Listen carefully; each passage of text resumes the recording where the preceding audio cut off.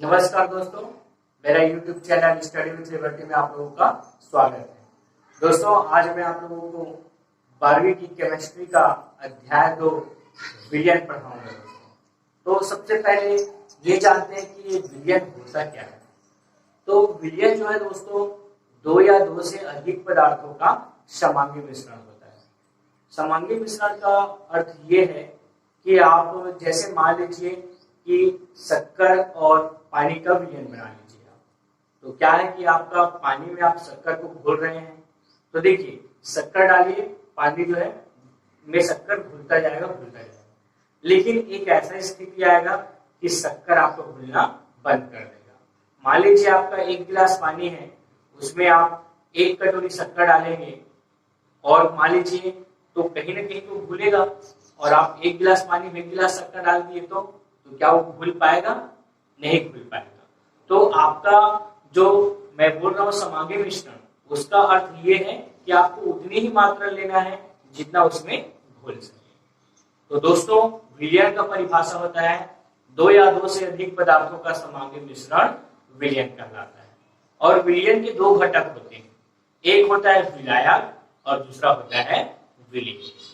जब विलायक की मात्रा जो है अधिक होती है और विलेय की मात्रा कम होती है, अर्थात यह भी कह सकते हैं आप कि विलायक क्या है? विलेय पदार्थ को घुलता है, और विलेय क्या है? जो विलायक में घुलता है। अर्थात विलायक वह पदार्थ जो किसी अन्य पदार्थ को घुलता है या जिसकी मात्रा अधिक होता है, विलायक कहलाता है। और वह पदार्थ जो घुलता है और जिसकी मात्रा कम होता है, विलेय कहलाता है। तो दोस्तों, विलयन के 2 घटक हैं, विलायक और विलेय। तो याद रखिएगा दोस्तों, विलायक को A से प्रदर्शित किया जाता है और विलेय को B से प्रदर्शित किया जाता है। जब भी मैं B लिखूं तो समझ जाना कि वो विलेय है, और A लिखूं तो विलायक। तो देखिए दोस्तों, ये जो विलयन है, इसको पदार्थ की अवस्थाओं के आधार पर कई वर्गों में बांटा गया है। जैसे ठोस और ठोस को आपस में मिला दो, वो भी विलयन कहलाएगा। द्रव और द्रव को आपस में मिला दो, वो भी विलयन कहलाएगा। गैस और गैस को आपस में मिला दो, वो भी विलयन कहलाएगा। ठोस और द्रव को आपस में मिला दो, द्रव और गैस को आपस में मिला दो, या गैस और ठोस को आपस में मिला दो, सब क्या कहलाएंगे? विलयन कहलाएंगे। केवल याद रखिएगा, 2 या 2 से अधिक पदार्थ होने चाहिए आपको, और उसका समांगी मिश्रण होना चाहिए, तो क्या कहलाएगा? वो विलयन कहलाएगा। उसके अलावा दोस्तों, विलयन को सांद्रता के आधार पर भी कई वर्गों में बांटा गया है। जैसे सांद्रता के आधार पर पहला होता है आपका तनु विलयन, दूसरा होता है आपका सांद्र विलयन, तीसरा होता है आपका संतृप्त विलयन, और चौथा होता है आपका असंतृप्त विलयन। तो तनु विलयन अर्थात जैसे कि एग्जाम्पल के लिए लीजिए, आप शरबत ले लीजिए। तो दोस्तों, शरबत में जो जल है वो विलायक का कार्य करता है, और जो शक्कर घुल रहा है वो विलेय का कार्य करता है। तो दोस्तों देखिए, जल में आपने शक्कर डाला, तो जितना शक्कर घुल रहा है तो शरबत एक नॉर्मल तनु विलयन होता है। अब मान लीजिए आप शरबत की जगह में पानी में शक्कर डालकर उसको चाशनी बना लीजिए, तो चाशनी कैसा होता है दोस्तों? गाढ़ा होता है। तो वो जो है आपका सांद्र विलयन कहलाता है। अर्थात तनु विलयन जो है फीका रहेगा और सांद्र विलयन जो है आपका गाढ़ा रहता है। अर्थात ये है कि तनु विलयन में विलेय की मात्रा कम होती है और सांद्र विलयन में विलेय की मात्रा अत्यधिक होती है। अब है दोस्तों संतृप्त और असंतृप्त विलयन। तो संतृप्त विलयन अर्थात ये है कि निश्चित ताप पर आप विलायक में एक फिक्स्ड विलायक ले लीजिए आप, अर्थात जैसे कि मान लीजिए 1 गिलास पानी ले लीजिए आप। अब उसमें आपको शक्कर को घोलना है, तो आप शक्कर डालते जाइए। जरूरी नहीं है कि एक स्थिति ऐसा है कि शक्कर घुलता जाएगा, फिर धीरे धीरे शक्कर को आप डालते जा रहे हैं, धीरे धीरे वो गाढ़ा होता जाएगा। गाढ़ा होते होते फिर एक स्थिति ऐसा आएगा कि शक्कर जो है घुलना बंद हो जाएगा। अर्थात शक्कर जो है तनु से फिर आपका सांद्र हो जाएगा, सांद्र से फिर धीरे धीरे चाशनी बन जाएगा, फिर चाशनी के बाद वो क्या बन जाएगा, बतासा बन जाएगा। अर्थात कहने का मतलब ये है कि आपको एक निश्चित ताप पर जितनी विलेय की मात्रा विलायक में घोली जा सकती है वो संतृप्त विलयन कहलाता है, और एक निश्चित ताप पर आपको और अत्यधिक मात्रा विलयन में डाल रहे हैं, जैसे कि अभी आपने देखा चाशनी से उसका रूप बतासा में परिवर्तन हो गया, तो इसका मतलब ये हुआ कि वो असंतृप्त विलयन है। आया दोस्तों, ठीक है। चलिए दोस्तों, तो ये जो विलयन की सांद्रता होती है, जैसे मैंने सांद्रता के आधार पे 4 वर्गों में विभाजित किया, तनु विलयन, सांद्र विलयन, संतृप्त विलयन और असंतृप्त विलयन। तो ये जो विलयन की सांद्रता है उसको व्यक्त करने की कुछ विधियां हैं, जिसमें पहला है आपका प्रतिशत। प्रतिशत के आधार पे हम इसकी सांद्रता को व्यक्त करेंगे। दूसरा है आपका मोलरता, तीसरा है फार्मलता, चौथा है मोलरता, पांचवा है नॉर्मलता, छठवां है मोल प्रभाव और सातवां है आपका पार्ट्स प्रति मिलियन। चलिए दोस्तों, देखते हैं कि किस प्रकार से इसकी सांद्रता को व्यक्त किया जा सकता है। देखिए दोस्तों, जब भी कहा जाता है कि तनु सल्फ्यूरिक अम्ल, इसका मतलब है कि वो सल्फ्यूरिक अम्ल का जो विलयन है वो फीका रहेगा आपका, और जब सांद्र सल्फ्यूरिक अम्ल कहा जाएगा तो इसका मतलब है कि जो सल्फ्यूरिक अम्ल का जो विलयन है वो कैसा रहेगा, गाढ़ा रहेगा आपका।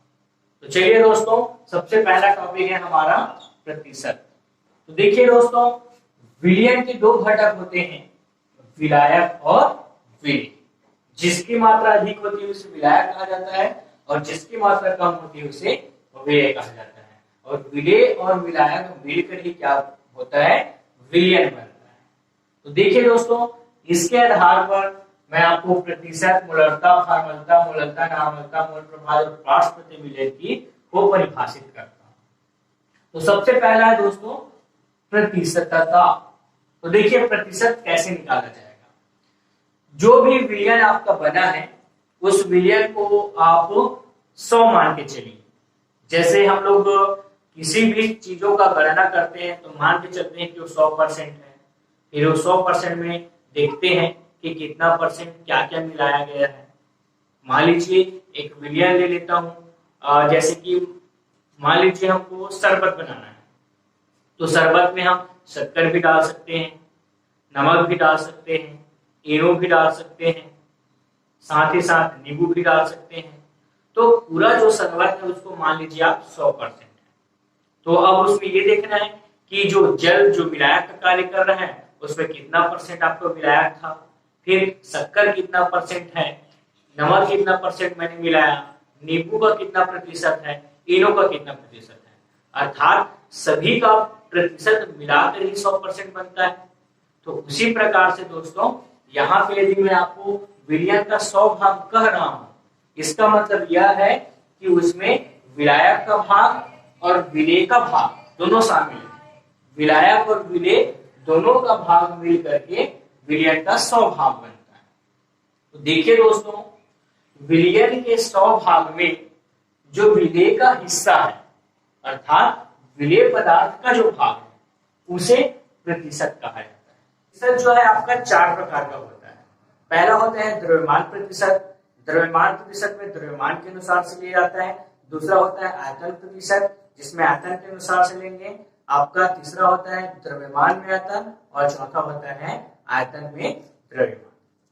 तो देखिए दोस्तों, द्रव्यमान प्रतिशत बोलेगा तो आपका विलयन जो है वो द्रव्यमान में नापा जाएगा उसको, और जो विलेय पदार्थ रहेंगे वो भी द्रव्यमान के अनुसार रहेगा। अर्थात परिभाषा हो जाएगा आपका, किसी द्रव्यमान के अनुसार किसी विलयन के 100 भागों में द्रव्यमान के अनुसार उपस्थित विलेय की भागों की संख्या द्रव्यमान प्रतिशत कहलाता है। जैसे दोस्तों बोला जाए कि 10% NaOH या फिर 10% NaCl। तो 10% NaCl का मतलब है कि 100 ग्राम विलयन में 10 ग्राम NaCl घुला हुआ है। इसी प्रकार से दोस्तों दूसरा होता है आपका आयतन प्रतिशत। आयतन प्रतिशत में आयतन के अनुसार लिखेंगे, तो परिभाषा कुछ ऐसा होगा, आयतन के अनुसार विलयन के 100 भाग में आयतन के अनुसार विलेय की भागों की संख्या आयतन प्रतिशत कहलाता है। जैसे 10% एथेनॉल, इसका अर्थ यह है कि विलियन के 100 ml में 10 ml आपका एथेनॉल घुला हुआ है। इसी प्रकार से तीसरा होता है दोस्तों द्रव्यमान में आयतन, अर्थात जो विलियन का भाग है वो द्रव्यमान में लिया जाएगा और विलेय का जो भाग है उसको आयतन में लिया जाएगा। जैसे कि 10% एल्कोहल, इसका मतलब यह है कि 100 ग्राम विलियन में 10 ml एल्कोहल को घोला गया है। ठीक है दोस्तों। इसी प्रकार से चौथा होता है आपका आयतन में द्रव्यमान। इसका मतलब यह है कि आपका विलियन जो है आयतन में लिया जाएगा और विलेय जो है आपका द्रव्यमान में लिया जाएगा।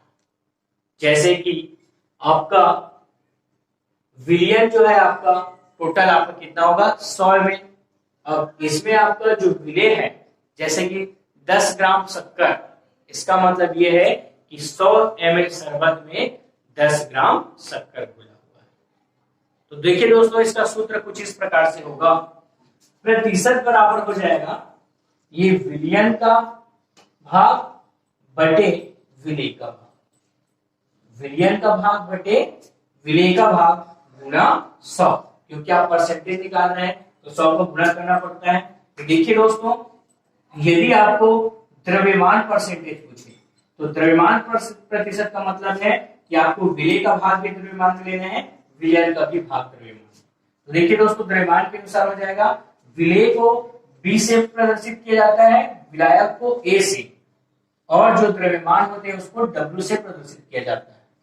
तो यहाँ पे विलेय का द्रव्यमान अर्थात हो जाएगा WB बटे विलियन का द्रव्यमान। तो विलियन का द्रव्यमान हो जाएगा विलायक और विलेय दोनों मिलकर के विलियन बनते हैं गुना 100। तो ये हो जाएगा दोस्तों द्रव्यमान प्रतिशत। यदि आपको आयतन प्रतिशत पूछा जाए तो आयतन प्रतिशत में दोस्तों आपको आयतन के अनुसार लेना है, अर्थात जहां पे द्रव्यमान लिए वहां पे आपको क्या ले लेना है दोस्तों, आयतन ले लेना है। तो ये हो जाएगा आपका आयतन प्रतिशत का फार्मूला। ये आयतन के अनुसार से हो गया आपका।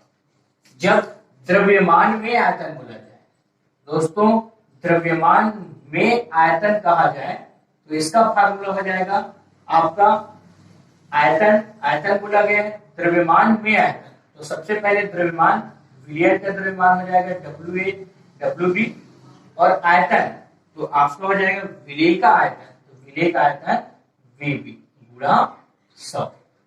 इस प्रकार से आपका जो है फार्मूला बनता है। आयतन में द्रव्यमान कहा जाएगा तो दोस्तों आयतन नीचे में रहेगा और द्रव्यमान ऊपर में रहेगा। ठीक है दोस्तों, तो इस प्रकार से आप सूत्र बना सकते हैं और आपको दिए गए न्यूमेरिकल क्वेश्चन आप इस सूत्र के आधार पे हल कर सकते हैं।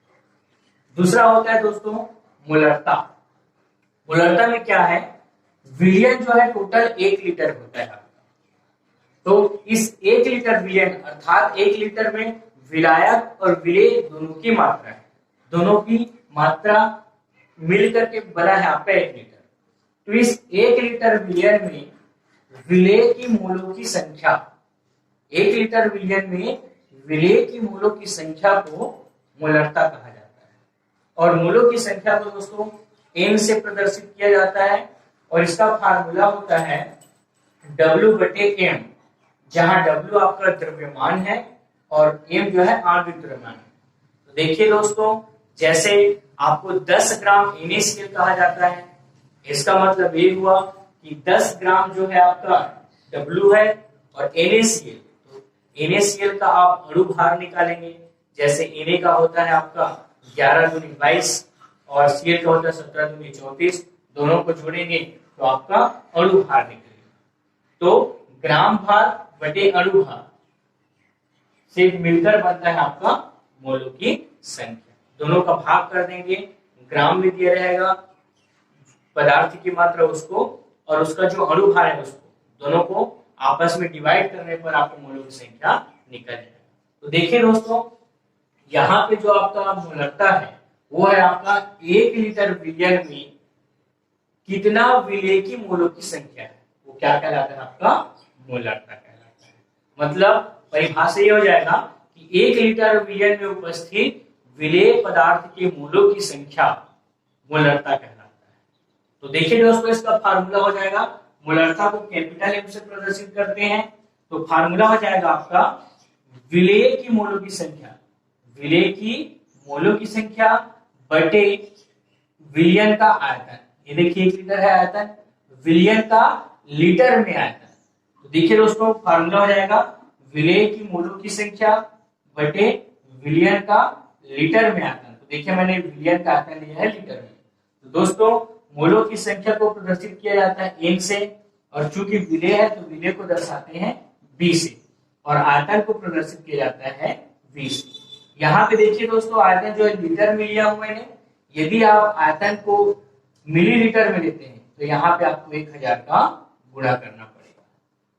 देखिए दोस्तों आपको पता है कि 1000 ml बराबर होता है 1 लीटर, तो मैं यहाँ पे लीटर को मिलीलीटर में चेंज किया हूँ, इसलिए 1000 का गुणा किया हूँ। और दोस्तों ये जो मोलों की संख्या है एन, इसका सूत्र होता है W बटे एम। तो आपका एम बी की जगह में आ जाएगा आपका WB बटा एम बी इंटू वी गुणा 1000। ये हो जाएगा आपका मोलरता का सूत्र। और आपको कोई न्यूमेरिकल क्वेश्चन दिए रहेंगे तो उसमें WB हो जाएगा आपका विलेय का द्रव्यमान, और एम बी हो जाएगा विलेय का आणविक द्रव्यमान, और वी हो जाएगा विलयन का आयतन। तो इस प्रकार से आप न्यूमेरिकल क्वेश्चन हल कर सकते हैं। तीसरा है दोस्तों फार्मलता। फार्मलता में आपका विलयन है आपका 1 लीटर, विलयन का आयतन कितना है 1 लीटर। इस 1 लीटर विलयन में विलेय का ग्राम सूत्र भार की संख्या, 1 लीटर विलयन में विलेय का कितना ग्राम सूत्र भार है उसकी संख्या को क्या कहते हैं हम लोग फार्मलता कहते हैं। अर्थात फार्मलता का परिभाषा हो जाएगा 1 लीटर विलयन में उपस्थित विलेय का ग्राम सूत्र भार की संख्या फार्मलता कहलाता है। और देखिए दोस्तों सूत्र इसका हो जाएगा विलेय का ग्राम सूत्र भार की संख्या बटे विलयन का आयतन। तो देखिए दोस्तों ये फार्मूला कैपिटल एफ से प्रदर्शित करते हैं इसको। इसका सूत्र हो जाएगा विलेय का ग्राम सूत्र भार बटे विलयन का आयतन। ठीक है दोस्तों, तो देखिए विलेय का ग्राम सूत्र भार है, तो विलेय का ग्राम सूत्र भार का मतलब ये है कि आपका देखिए मोलों की संख्या हो जाएगा आपका NB, और आयतन हो जाएगा आपका विलयन का आयतन V।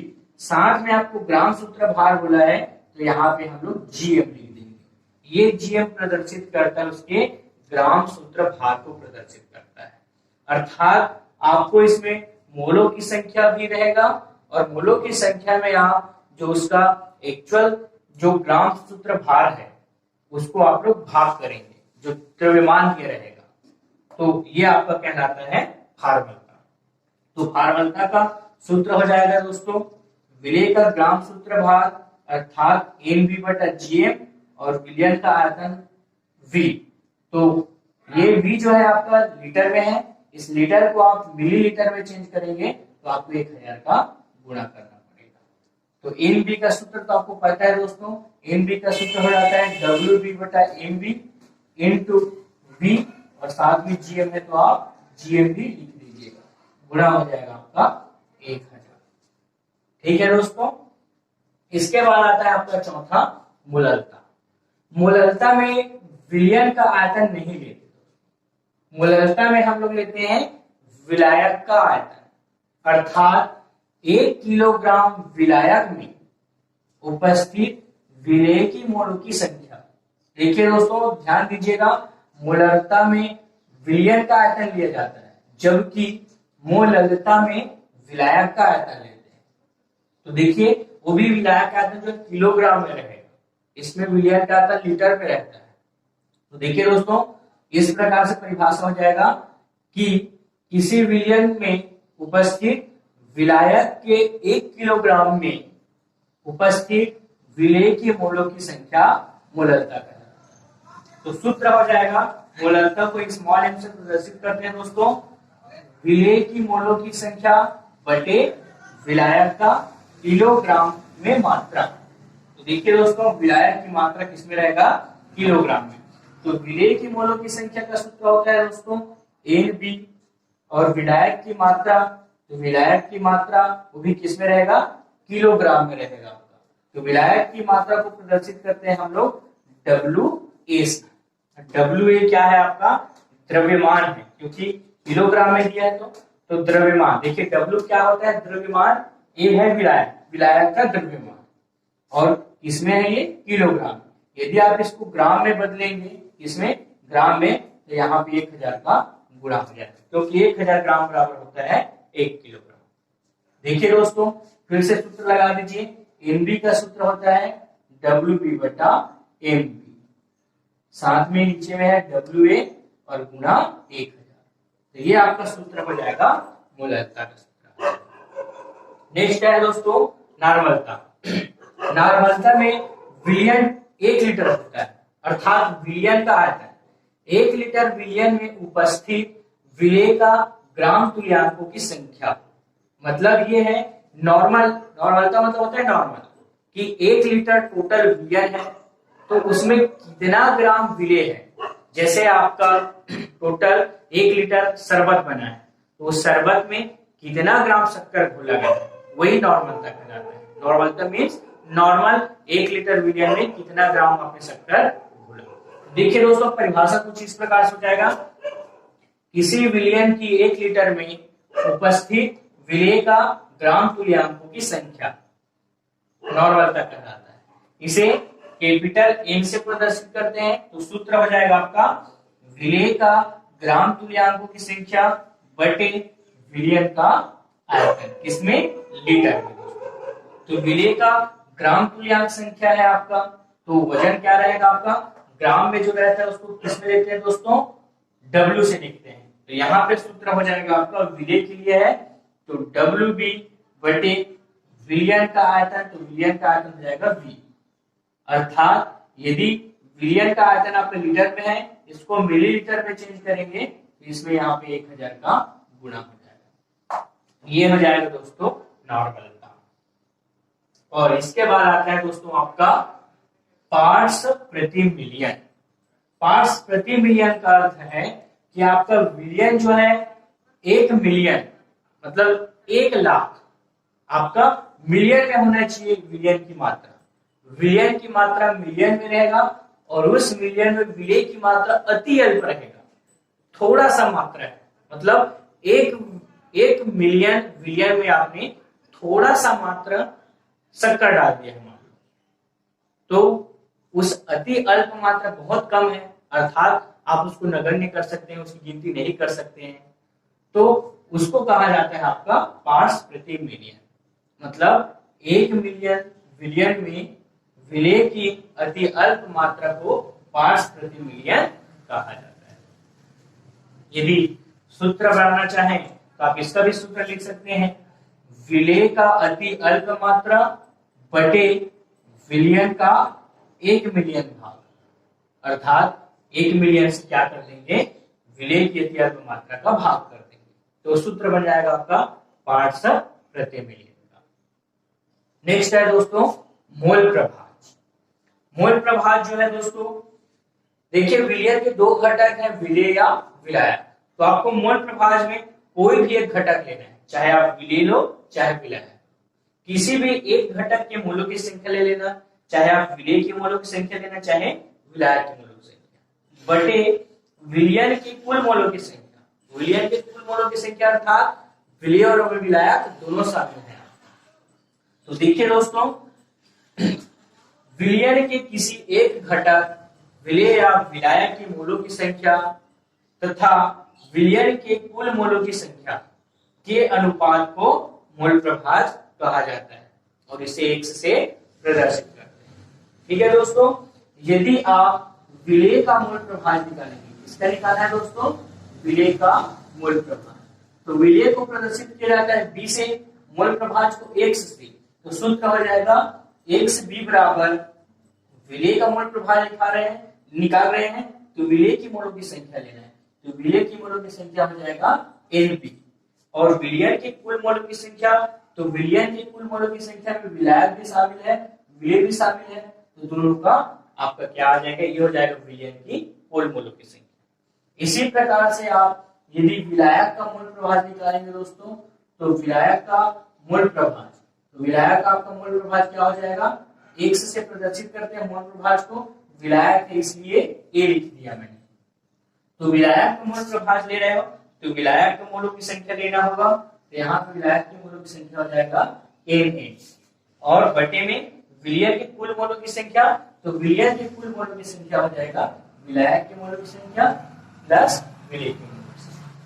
तो इस प्रकार से दोस्तों ये हो गया आपका मोल प्रभाज का सूत्र। तो दोस्तों ये सारे कॉन्सेप्ट आपको समझ में आए। यदि आपको ये वीडियो अच्छा लगा होगा तो आप बिल्कुल इसको लाइक कीजिए और अपने दोस्तों के साथ शेयर कीजिए। धन्यवाद।